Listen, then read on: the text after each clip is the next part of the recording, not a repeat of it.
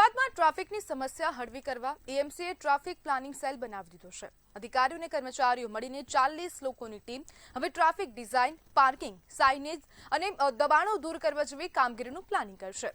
પણ અહીંથી જ સૌથી મોટો સવાલ ઊભો થાય, એએમસી પ્લાનિંગ કરશે તો પોલીસ અમલ કરાવશે ખરા? ટ્રાફિક વ્યવસ્થા માટે અંતિમ અમલમાં ટ્રાફિક પોલીસની ભૂમિકા મહત્વની હોય છે। જ્યારે એએમસીએ એક પ્લાન બનાવે અને ટ્રાફિક પોલીસનું પ્લાનિંગ અલગ હોય ત્યારે શહેરમાં એક સૂત્રતા કેવી રીતે આવશે? એક જ રસ્તા માટે બે અલગ અલગ પ્લાન હશે તો કોનો પ્લાન ચાલશે? બીજો અને એટલો જ મહત્વનો મુદ્દો, અમદાવાદીઓની ટ્રાફિક સેન્સ। રસ્તા પર જ્યાં ત્યાં parking, wrong side driving, signal તોડવું, લેન ડિસ્પ્લેશનનો અભાવ અને થોડા અંતર માટે પણ ટ્રાફિક નિયમોનું ઉલ્લંઘન, આ બધું પણ ટ્રાફિક જામનું મોટું કારણ છે। એટલે માત્ર 40 લોકોનું પ્લાનિંગ સેલ બનાવી દેવાથી ટ્રાફિક નહીં સુધરે। પ્લાનિંગ એએમસીનું, અમલ ટ્રાફિક પોલીસનું અને જવાબદારી આખા શહેરની। તો શું ત્રણેય વચ્ચે સંકલન થશે અને લોકોમાં ટ્રાફિક સેન્સ નહીં આવે ત્યાં સુધી અમદાવાદના રસ્તાઓ પર જામની સમસ્યા કેટલી હદે ઘટશે તે પણ એક અહીંયા મોટો સવાલ બની ગયો છે।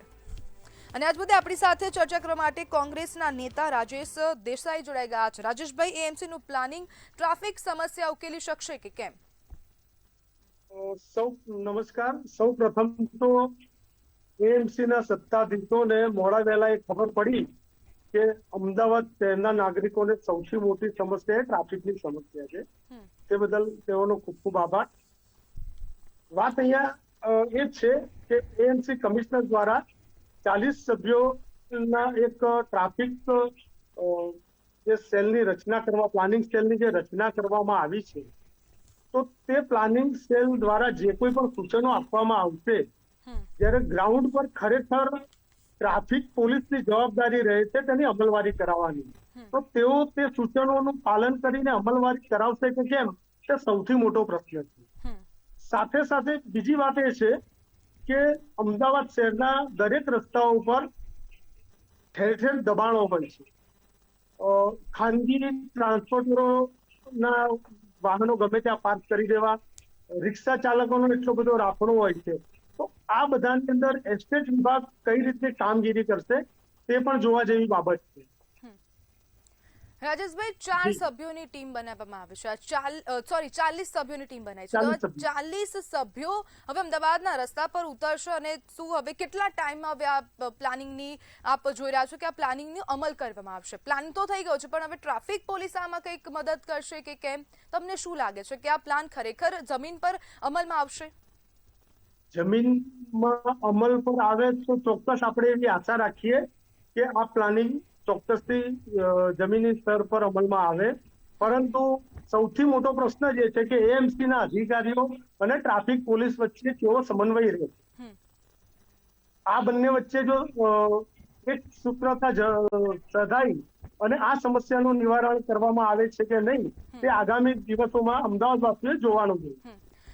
રાજેશભાઈ, અમદાવાદ વાસીઓમાં વાત કરીએ તો અમદાવાદ વાસીઓમાં સેન્સ નથી ટ્રાફિકના નિયમોની, એ લોકો ગમે ત્યાં ગાડી ઘુસડી દેશે, તો હવે આનો અમલ પહેલેથી જ નથી થતો ટ્રાફિક નિયમોનો, તો હવે નવી પ્લાન કમિટી બનાવીને આ લોકો શું સાબિત કરવા માંગે છે?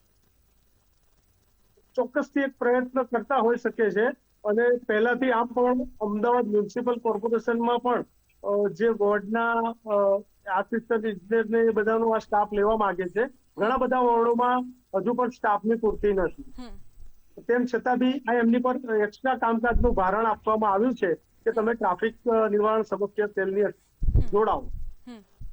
એ જ વસ્તુ આપણે જોવાની રહેશે કે તેઓ કઈ પ્રકારની કામગીરી કરે છે। રાજેશભાઈ, ટ્રાફિક જામનું સૌથી મોટું કારણ આપ શું માનો છો?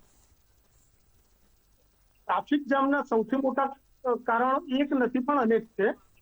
રસ્તાઓ પર દબાણ, જે મેં કહ્યું એમ, જે રીતે ખાનગી ટ્રાન્સપોર્ટરો, રિક્ષા ચાલકોના જ્યાં ત્યાં મેળાવડા, પછી આપણા જે અમદાવાદ શહેરના નાગરિકોને પણ હું વિનંતી કરીશ કે તેઓ ટ્રાફિક સેન્સના અવેરનેસ લાવે, જાગૃતિ જ્યાં જણાય ત્યાં જણાવવી જોઈએ। હું કોર્પોરેશનને પણ વિનંતી કરીશ કે તેઓ તેના માધ્યમથી શિબિરો યોજવામાં આવે કે અમદાવાદ શહેરના નાગરિકોને ટ્રાફિક સમસ્યા નિવારણમાં જાગૃતિ કઈ રીતે ફેલાવી તેના અંગે પણ કામગીરી કરવામાં આવે। જી બિલકુલ રાજેશભાઈ, જોડાવા બદલ આપનો આભાર।